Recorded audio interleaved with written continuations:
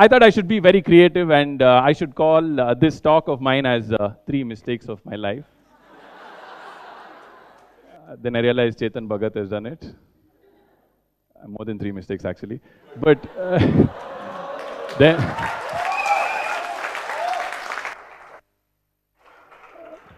then I thought I should call this talk as 3 stories of my life. Then I realized Steve Jobs has done it. And I don't want to copy Jobs. My name is not Samsung. Right?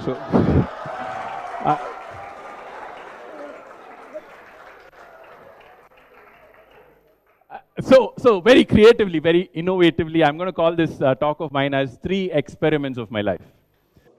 Going to the first experiment that I did in my entire life. First experiment was back in college. Like I said, one of the best in the country. One of my friends came up to me and said, "Hey, Saveen, let's build a car from scratch." I said, "Okay." He said, "We'll put the wheels, we'll design everything, we'll make it amazing. And just the 3 of us, let's design and make a great car." And guess what? I said yes. And we worked on it, struggled a lot, dragged that entire system across Bangalore streets when people were laughing at us like, "What is this?" and so on. But we worked on it really hard and we made a car at the end of it. Everything from scratch. I might have a picture of it. This is the car that we had in our mind, okay? So the actual car was this.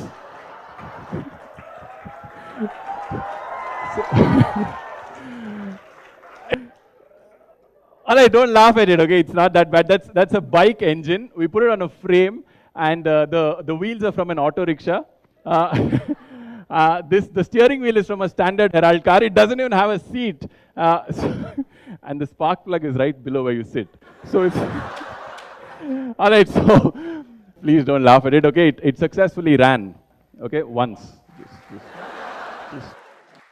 Why did we do this? When I look back now, I have no idea. Why did we do this? Because every single person that we met, we would talk about building this car because we spent 3 holidays that we got between semesters and engineering doing this. And when we showed this to them, they were like, "This?" But a few years later, another project that was given from the United States of America of building a Formula type race car, they called the 3 of us and said, "You guys will lead the team," because nobody else had done even this. And that went on to get me my first job, working in the world's largest automobile company as a design and validation engineer. It was a dream job. That was the moment I thought I was successful. I was designing the cars that I wanted to always do. So I'm going to put this moment of mine as success in this box, because that was my first moment of success. And in this job, I used to attend a lot of training programs in my organization because it was a global organization. And I realized that those training programs were very boring.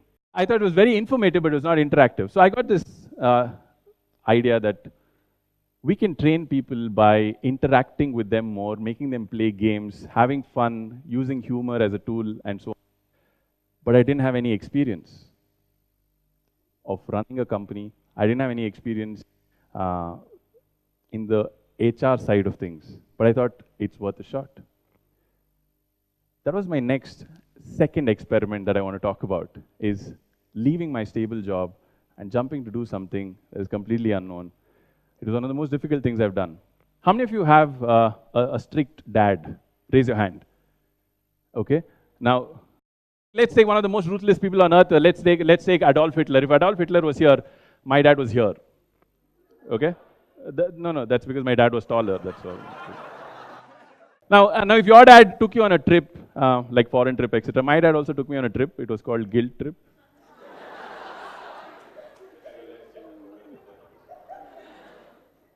Like everything I did, he would make me feel guilty for it. So I took this courage and went and spoke to him saying that, "Dad, I'm planning to leave my stable job and start something on my own. I want to be an entrepreneur." He looked at me and asked me this very strange question. He said, "Saveen," he was a hotelier, by the way, so he would always talk to me in food lingo. He looked at me and said, "Saveen, do you know the difference between a KFC bucket chicken and an entrepreneur?"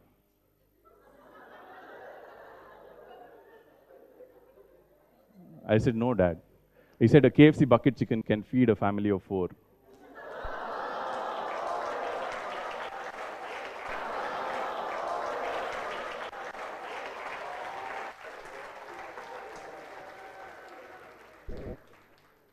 Remember, when people ridicule you, it's because you have a radical idea. I went and took that leap forward and started this company called Saveen Intelligence Training. And it was a very difficult thing because we had zero experience, zero contacts, zero clients, zero money. But we worked really hard. Within about 2 years, I got my first international opportunity. Somebody who liked our work. And it's not just any company. One of the Fortune 500 companies said, we need you to go and train in Singapore and Indonesia. I was shocked because we had struggled for 2 years with almost zero salary. And that moment for me, I thought, was a moment of success because somebody, 100-plus-year-old company is recognizing our work. We are not even about a year and a half or so. And that, I thought, was my moment of success. Having a business card of my own, which said Director of Saveen Intelligence, and taking it international.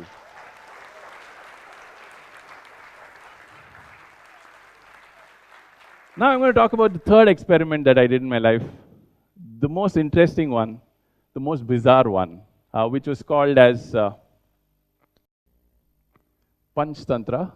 Now the reason we called it that is because every single act that we did, we would have a tagline, a punchline at the end of it, and we would build a story around the punchline.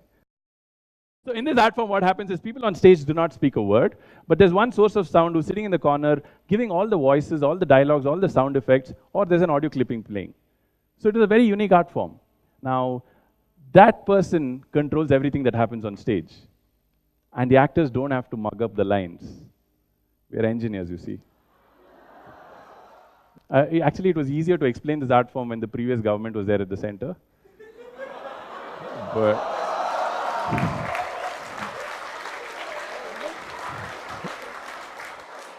so we went ahead and started this thing by booking the auditorium and saying, we'll do one show, one experimental show, and let's see how that goes. We started rehearsing. We rehearsed for about 3 months for the first show. It was completely draining. Every single weekend we spent doing just this. And the day was about to come, and before we went on stage, one day before it, we called one of well-known theater personalities and said, please review what we are doing because we don't know what we're going to do. Now that person came and watched our entire thing and said, are you sure people are going to come and pay and watch this? And I was at loss of words because the next day was the show. We said, anyway, we'll book the auditorium, let's go ahead and perform. The shocking thing was we got a standing ovation in the very first show. A lot of times we failed, but this was a success and we didn't know how to handle that success. And it was one experimental show that we had planned for, and people started asking, when is the next show? And we don't know what to do with it. I still remember one of our teammates ran to the console, asked that guy, when is this auditorium available next? And came back and told it in my ear that, okay, this is the date, and we just announced that date, and we performed. And that's how the journey started. We have been ridiculed by a lot of theater personalities saying this is unconventional, this is not even theater. Today, as we stand, it's about 3 years since this journey started. We are close to about 100 shows. We performed with some of the best names in the country. We didn't dream of it. We didn't even know that this will end up this way with one small experiment. This is a few bits about what our team does. This is the Indian mythology, one of the most powerful goddess, and this is how we recreated it on stage. This is the chariot that we recreate on stage with just people. This is one of the games called Angry Birds that we recreated on stage with people. This is the Bajaj scooter that we see most of the times. We recreated it like this.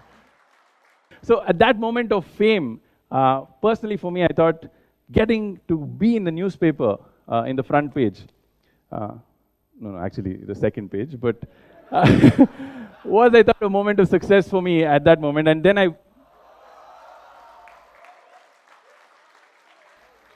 all the 3 experiments that I had done started off not knowing where it's going to end up. Not knowing whether it's going to be a success, whether it's going to be a failure. But what I loved about it is we enjoyed the experiment itself. So at this stage, suddenly I thought we have a lot of success in me. And then I thought, I've done so many things, but I still somehow felt empty within me that, is this really success? So I had a lot of things inside. Actually, I wasn't sure. So it's actually an illusion, the success that you have.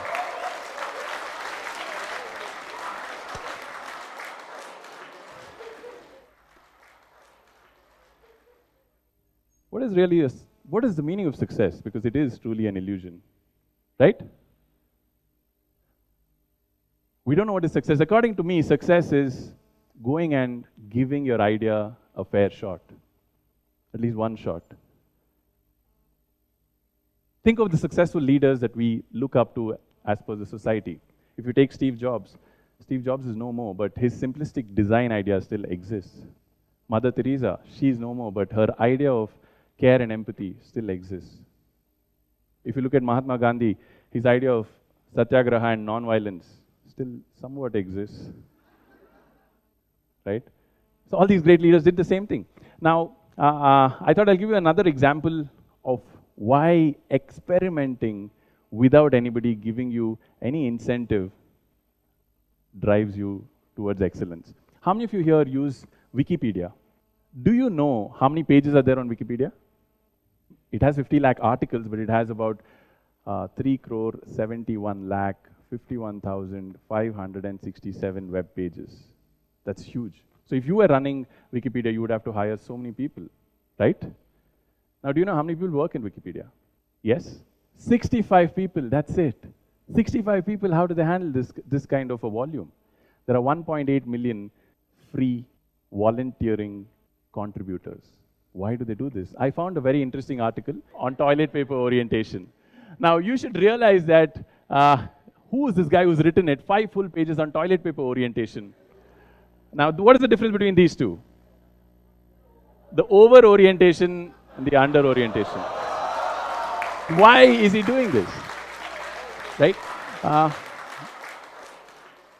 At the end of the day, it is all about having that idea in you and giving it a fair chance. Now, you've seen a lot of artists, a lot of performers come and speak over here, but I believe that I am not an artist, I'm an ordinary engineer, but I wanted to perform. Each one of us in this room have an artist within us, have an idea within us, but we don't want to take it to the next step and see it in real life because we're scared.